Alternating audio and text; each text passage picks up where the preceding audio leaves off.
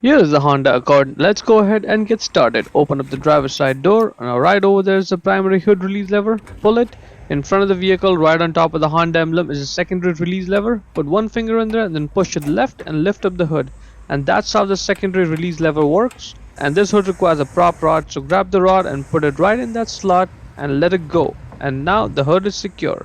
Once the hood is open, that right there where the engine air filter is, we need to undo two clips. One over here, just pull it back. The second one right over here, same idea, just grab it and then pull it back and now set it aside. Now there are two tabs in the back, 1 and 2.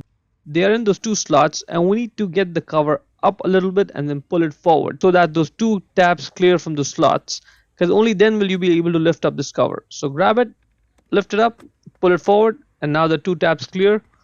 Lift up the cover and this gives you access to the filter. Just grab the filter and get it right out. Out it comes. The bottom side is the dirty side. As you can see, all the dirt is trapped over there.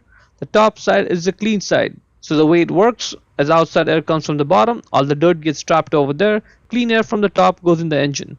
Check the link in the description to buy the new one from Amazon for yourself and then put it right back in the way I'm showing. And this little handle on the side, it should go right where I'm showing. And the new filter should be the exact size as the old one, so it should just drop right in. Let's put the cover back in and we need to focus on those two tabs in the back there. We have to make sure that they go in those two slots easily. And if you're having trouble with this, very likely you may have to grab this entire airbox cover and then twist it just the way I'm showing. Twist it and now try to put this two tabs in and they should go right in.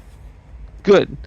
At this point we just have to put these two clips on. One goes on, second one position it the way I'm showing and then clip it back on.